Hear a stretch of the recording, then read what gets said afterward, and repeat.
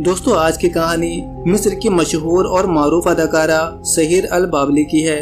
وہ بہت چھوٹی عمر سے ہی ڈرامے اور فلمیں دیکھنے کی شوقین تھی۔ فلموں کے ڈائیلاگ یاد کر لیتی اور پھر آئینے کے سامنے کھڑے ہو کر ایکٹنگ کرتی۔ اس زمانے کی معروف اداکاروں جیسا لباس اور انداز اپنانے کی کوشش کرتی۔ اس کی والدہ نے اسے اس کا بچپنا سمجھ کر کبھی منع نہیں کیا تھا، لیکن جیسے جیسے وہ بڑی ہو رہی تھی اس کا یہ شوق بڑھتا جا رہا تھا۔ اس کی والدہ اسے منع کرتی اور ایسے کاموں سے باز رہنے کو کہتی۔ وہ بڑی ہوئی تو اس نے آرٹ اسکول میں ایڈمیشن لے لیا اور آرٹ اسکول سے فراغت کے بعد اس نے فلموں میں کام حاصل کرنے کے لیے کوششیں شروع کر دیں۔ اس پر اس کی والدہ نے بہت منع کیا اور سمجھانے کی کوشش کی کہ یہ صحیح راستہ نہیں ہے، یہ فیلڈ تو بہت ہی بری ہے، لیکن اس نے والدہ کی ایک نہ سنی۔ دوستو آگے بڑھنے سے پہلے آپ سے بتا دیں کہ ہم ہر روز ایک ریورڈ مسلم کی ویڈیو لے کر آتے ہیں۔ اگر آپ اس طرح کی ویڈیوز کو دیکھنا پسند کرتے ہیں تو ہمارا چینل راہ جنت آفیشیل کو سبسکرائب کر دیں۔ اور پھر وہ فلموں میں چھوٹے چھوٹے کردار حاصل کرنے میں کامیاب ہو گئی اور جلد ہی اسے مین کردار بھی ملنے لگے۔ اس طرح اس کا فلموں میں کام کرنے پر اس کی والدہ کو شدید صدمہ پہنچا۔ وہ بیمار رہنے لگی اور اسی صدمے میں اس کی والدہ بستر سے جا لگی اور کچھ ہی عرصے میں اللہ کو پیاری ہو گئیں۔ والدہ کی موت کا بھی اسے کوئی اثر نہ ہوا۔ اس پر تو جیسے ایک جنون سوار تھا۔ دیکھتے ہی دیکھتے وہ مصر کی چند بڑی اداکاروں میں شمار ہونے لگی۔ وہ حسن اور خوبصورتی سے بھی مالا مال تھی اور اداکاری بھی خوب جانتی تھی۔ اس لیے جب وہ پردہ اسکرین پر جلواگر ہوتی تو لوگ خوشی سے کھڑے ہو کر تالیاں بجانے لگتے۔ جس فلم کی کاسٹ میں اس کا نام شامل ہوتا لوگ جوک در جوک اسے دیکھنے آتے۔ وہ فلم سازوں کی ضرورت بن گئی، لیکن پھر کچھ ایسا ہوا کہ جسے وہ برداشت نہ کر پائی اور زندگی کی کایا ہی پلٹ گئی۔ اور وہی لوگ جو اس کی تعریفوں کے پل باندھتے تھے اس کے آگے پیچھے پھرتے تھے، انہوں نے اس پر گھٹیا الزامات لگانے شروع کر دیے۔ شادی شدہ زندگی خراب نہ ہونے دیں، اپنائیے افریقہ کی جڑی بوٹیوں سے بنی یہ بہت ہی کامیاب آیورویدک دوا، کیونکہ پروسوں میں مردانہ کمزوری کبھی بھی آ سکتی ہے اور ہماری ہنسی خوشی زندگی بھی غموں میں تبدیل ہو جاتی ہے اور اکثر یہی وجہ دوریوں کا باعث بنتی ہے۔ تو دوستو اگر آپ بھی اس طرح کی پریشانیوں سے جوجھ رہے ہیں تو ہم سے واٹس ایپ پر رابطہ کریں۔ صرف ایک ہی مہینہ اس دوا کو کھانی ہوتی ہے، اس کے بعد بیماری جڑ سے ختم ہو جاتی ہے۔ اگر آپ اس ویڈیو کو دیکھ کر دوا آرڈر کرتے ہیں تو ابھی آپ کو 25% کا ڈسکاؤنٹ ملنے جا رہا ہے، تو زیادہ سوچیے مت، واٹس ایپ کر کے اپنا پہلا آرڈر بک کریے اور ڈسکاؤنٹ کا فائدہ اٹھائیے۔ Limited stock available. Soheir Elbabli کی ایک بہن بھی تھی جو اس سے تقریباً 4 یا 5 سال چھوٹی تھی۔ خوبصورتی میں وہ اس سے کم نہ تھی، عقل اور دانائی میں وہ اس سے بہت بڑھ کر تھی۔ اکثر سہیر البابلی کو اس کے کام یعنی ایکٹنگ کو تنقید کا نشانہ بناتی اور اس کام کو چھوڑ دینے کو کہتی، لیکن اب وہ کہاں رکنے والی تھی۔ ایک کان سے سنتی اور دوسرے کان سے نکال دیتی، لیکن اس سب کے باوجود ان دونوں بہنوں میں بے پناہ محبت تھی۔ پھر یوں ہوا کہ اس کی بہن کا اچانک انتقال ہو گیا۔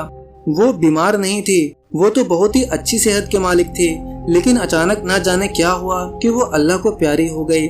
اس پر سہیر البابلی کو شدید صدمہ پہنچا، اس طرح سے جھنجھوڑ کر رکھ دیا کہ وہ سوچنے لگی کہ میری بہن اچانک کیسے چلی گئی، اس کی جگہ میں بھی جا سکتی تھی، مجھے بھی تو موت آ سکتی تھی اور یقیناً آئے گی۔ ایک دن تو سبھی کو مرنا ہے، مجھے بھی اس دنیا کو چھوڑ کر جانا ہے، تو کیا یہ سب مال و دولت جو میں اکٹھا کر رہی ہوں، کیا میں یہ سب قبر میں اپنے ساتھ لے جاؤں گی؟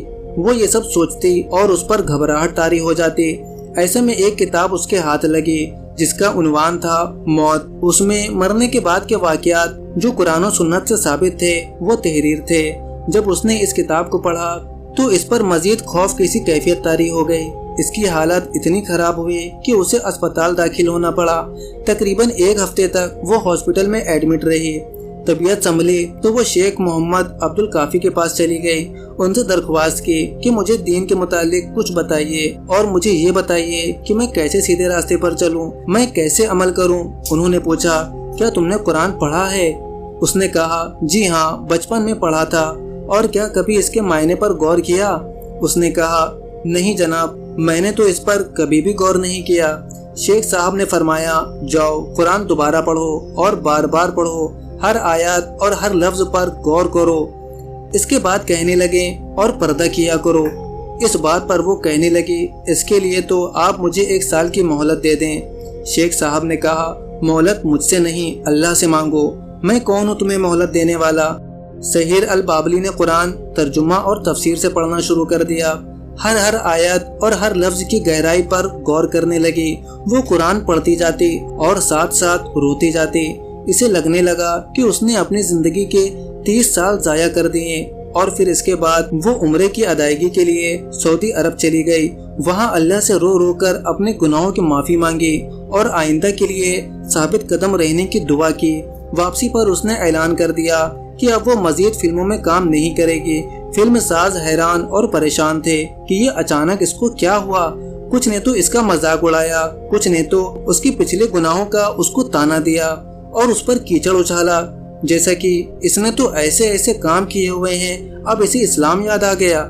کچھ اخباروں نے لکھا یہ تو اس کا وقتی فیصلہ ہے، کچھ ہی دنوں بعد یہ واپس آ جائے گی، یہ زیادہ عرصے تک فلموں سے دور نہیں رہ سکتی۔ اور بعض اخباروں نے تو حد ہی کر دی، لکھا اصل میں تو یہ عمرہ کرنے نہیں گئے تھے، یہ تو کسی سعودی شیخ کے پاس گئے تھے، اس نے اسے کوئی یقیناً بھاری رقم دے دی ہے، اس لیے یہ اب کام نہیں کرنا چاہتی۔ اس بات پر اسے بہت تکلیف پہنچی۔ وہ بہت دکھی ہوئی کہ کل تک جو لوگ میرے آگے پیچھے پھرتے تھے، میری تعریفوں کے پل باندھتے تھے اور میری مدح سرائی میں اخباروں میں کالم لکھتے تھے، آج یہ لوگ مجھ پر کیسے گھٹیا الزام لگا رہے ہیں۔ اور پھر یہ حقیقت بھی اس پر آشکارا ہوئی کہ اس گندی فیلڈ میں لوگ کتنے دوگلے ہوتے ہیں۔ وہ سوچنے لگی کہ کل تک جب میں نامناسب لباس پہن کر ان کے سامنے جاتی تھی، یہ لوگ خوشی سے تالیاں بجاتے تھے، اور آج جب میں نے اپنے لیے سیدھا راستہ چن لیا ہے تو یہ مجھ پر کیسی باتیں کر رہے ہیں۔ اس پر تو وہ اپنے ارادوں میں اور زیادہ مضبوطی سے جم گئی کہ وہ ہرگز واپس نہیں جائے گی۔ اس کے بعد اس نے باقی کی تمام زندگی دین اسلام کے نام کر دی۔ وہ دین سیکھتے بھی اور سکھاتے بھی۔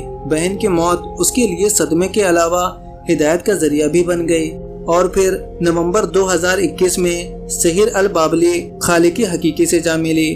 دوستو، بے شک ایسے نہ جانے کتنے لوگ ہیں جو کھلی گمراہی میں مبتلا ہیں، لیکن اللہ تعالیٰ نے انہیں ہدایت دی اور اپنے محبوب بندوں میں شمار کر لیا۔ لیکن دوستو، اب کچھ لوگ کہیں گے کہ میں بھی تو گمراہ ہوں، تو اللہ تعالیٰ مجھے کیوں نہیں ہدایت دیتا، اس میں میرا کیا قصور ہے؟ تو دوستو، آپ سے یہ میں واضح کر دوں کہ اللہ تعالیٰ ضرور اس کو ہدایت دیتا ہے جس کے دل میں اپنے گناہوں کے لیے ندامت ہوتی ہے، اس کو احساس ہوتا ہے کہ وہ ایک گناہ گار ہے اور وہ ہدایت پانا چاہتا ہے، لیکن اس کی نفس اس پر حاوی ہوتی ہے۔ اور پھر جب کبھی بھی وہ تنہائی میں ہوتا ہے تو اس سے اپنا رب یاد آ رہا ہوتا ہے، اسے اپنی موت یاد آ رہی ہوتی ہے، تو ایسے شخص کو اللہ سبحانہ وتعالی ضرور ہدایت دیتا ہے اور مرنے سے پہلے ہی اس کے لیے صراط المستقیم کا بندوبست کر دیتا ہے۔ دوستو، بے شک ہمارا رب بہت ہی مہربان اور رحم فرمانے والا ہے، جو اپنے طلبگار کو کبھی بھی مایوس نہیں کرتا۔ تو دوستو، آپ کا اس پر کیا کہنا ہے؟ ہمیں کمنٹ کر کے ضرور بتائیے گا۔ ویڈیو پسند آئی ہو تو ویڈیو کو لائک اور اسے اپنے دوستوں میں زیادہ سے زیادہ شیئر کریں۔ اپنا بہت سارا خیال رکھیں۔